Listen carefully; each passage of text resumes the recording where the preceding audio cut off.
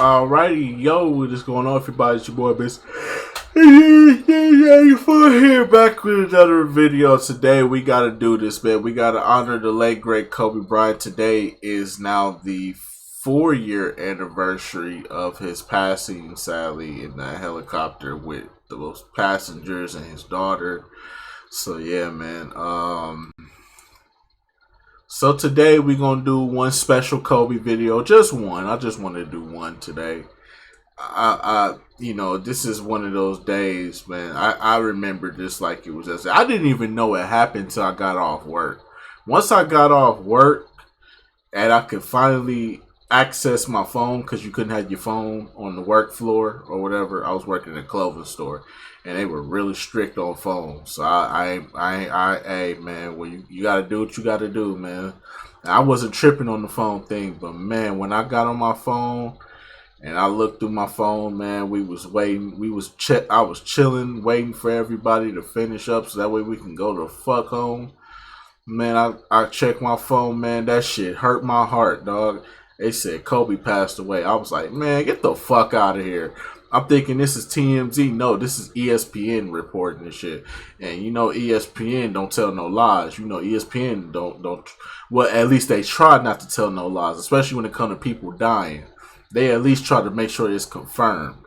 And sadly, this one was confirmed, and it hurt like a motherfucker, dog.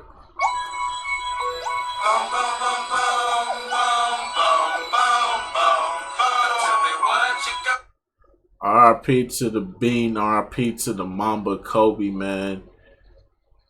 RIP to Gigi, RIP to those passengers, man. Another year we gotta go through this, man. Shout out to Vanessa Bryant. Hopefully, I know she going through it right now. Shout out to everybody. Shout out to everybody that was affected. The families that was affected by the tragedy on the helicopter.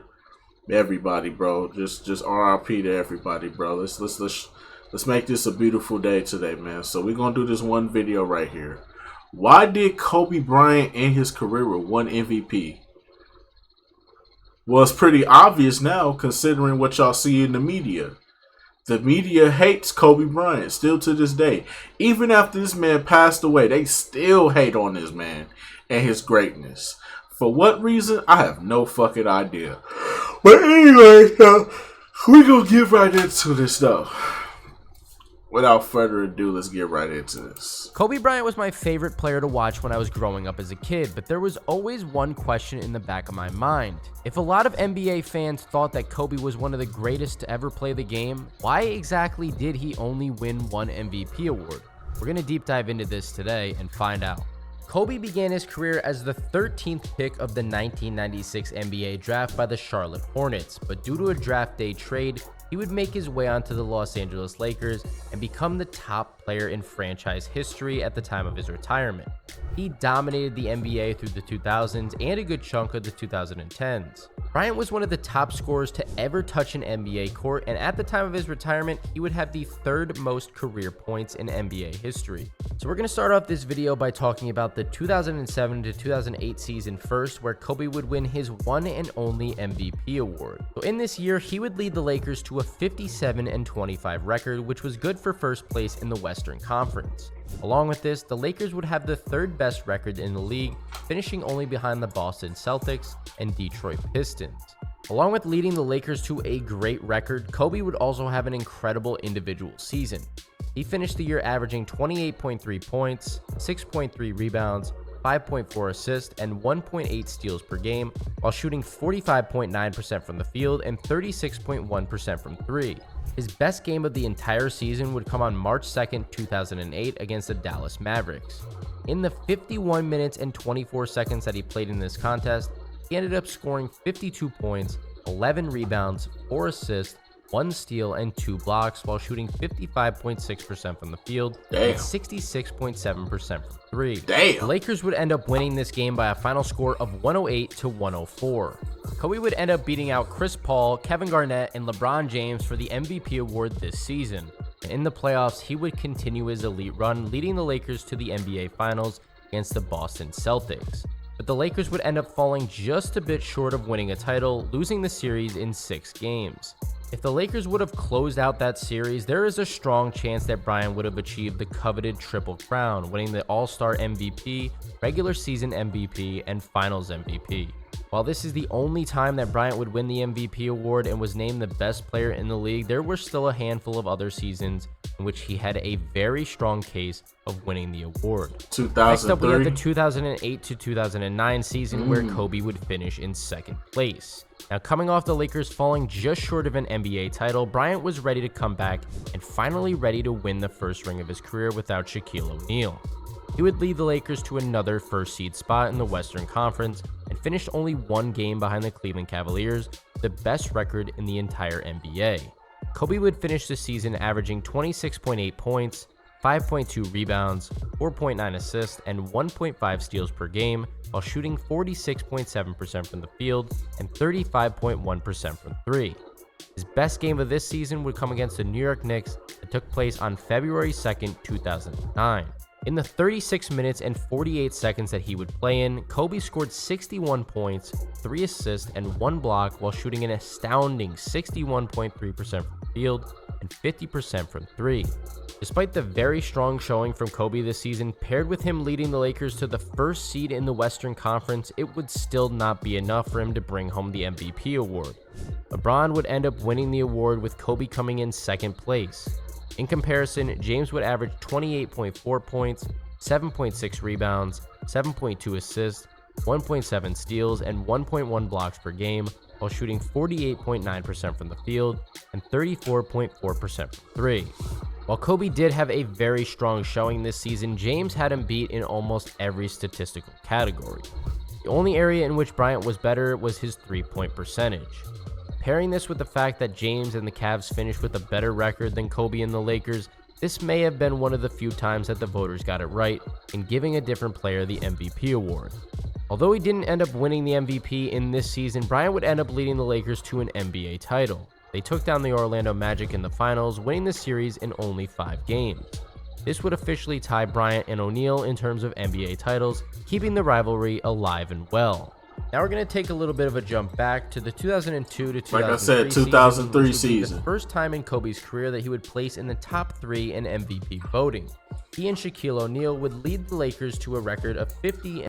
I was honestly upset that they didn't give it to Kobe and they gave it to Tim Duncan instead. Because I was just sitting there like, why? Why? Kobe was murdering motherfuckers this season, bro. Especially when Shaq got injured, Kobe was murdering motherfuckers this season. I was honestly upset. And the thing is, y'all know this about me. I'm not a Kobe fan. That's the crazy part. Y'all know back around these times, I was Allen Iverson, Tracy McGrady heavy around this time. But even I knew that Kobe deserved the MVP. And when they gave it to Tim Duncan, I said this shit is rigged.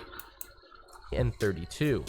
This would be good for the 5th seed in a heavily competitive Western Conference.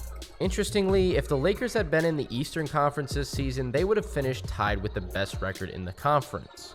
Along with a very solid team record, Kobe would average 30.0 points, 6.9 rebounds, 5.9 assists, and 2.2 steals per game, while shooting 45.1% from the field and 38.3% from 3. Damn. Despite this absolutely insane statistical season, Kobe would still only finish 3rd in MVP voting, receiving less votes than both Tim Duncan and Kevin Garnett.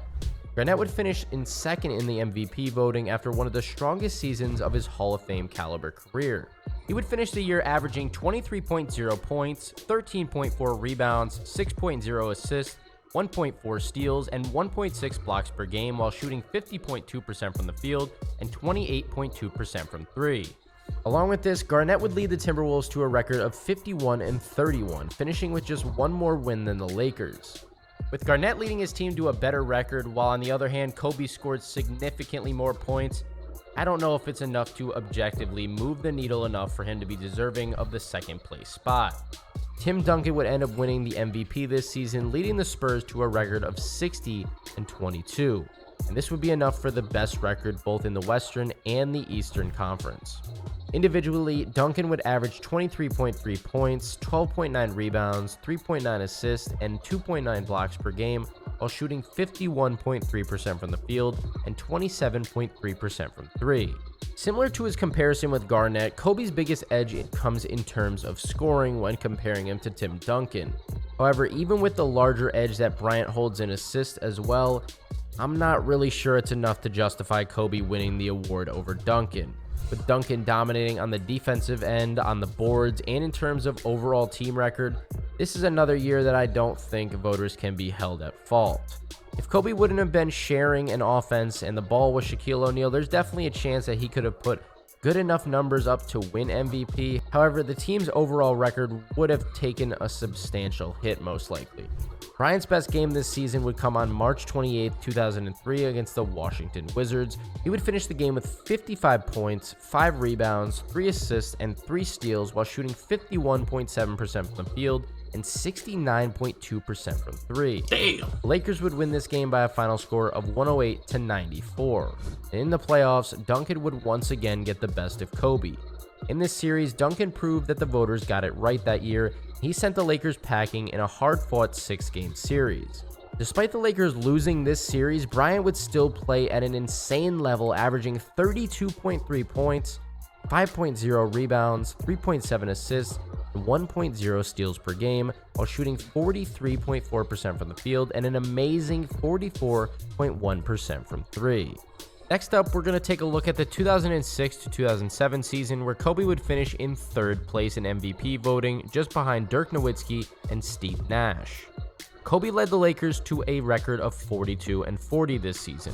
This would be good enough for 7th place in the Western Conference and 12th best record in the entire league. While this doesn't sound like the most impressive season for Bryant, as the Lakers seem to have struggled their way through the regular season, this would come as a result of the lack of help around him. The starting five for a majority of the season would consist of Smush Parker, Kobe, Luke Walton, Lamar Odom, and Andrew Bynum. Despite the team struggling, Kobe would have an amazing individual season. He would finish the season averaging 31.6 points, 5.7 rebounds, 5.4 assists, and 1.4 steals per game, while shooting 46.3% from the field and 34.4% from three. In comparison, Steve Nash, who finished second in the MVP voting, averaged 18.6 points, 3.5 rebounds, and 11.6 assists while shooting 53.2% from the field and 45.5% from three.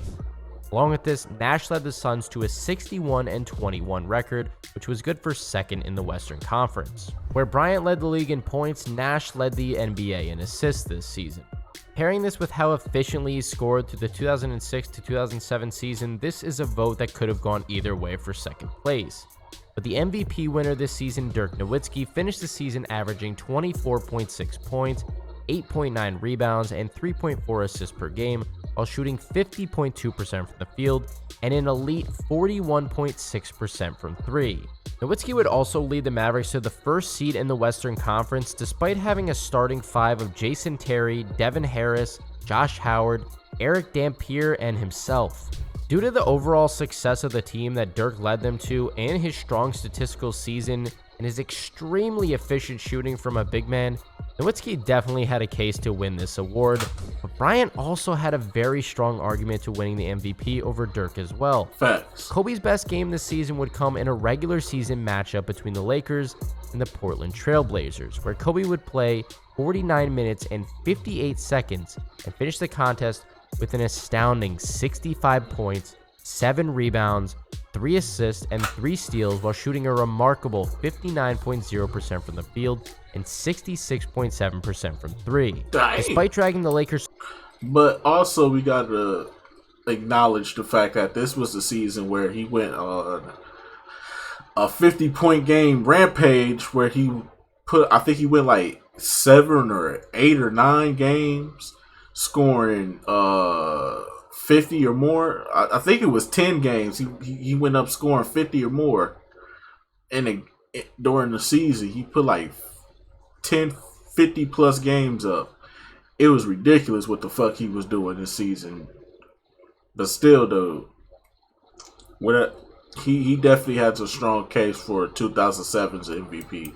To the playoffs, even his best efforts would not be enough to propel the team over the Phoenix Suns, and they would be eliminated in just 5 games.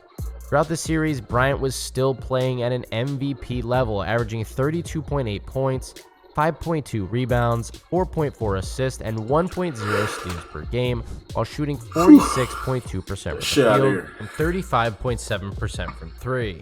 Now we're going to head to the 2009 to 2010 season, where Kobe would also finish in 3rd place in MVP voting. This would come off the back of his 2008 to 2009 season, where he would finish in 2nd place and lead the Lakers to an NBA title that we were talking about earlier.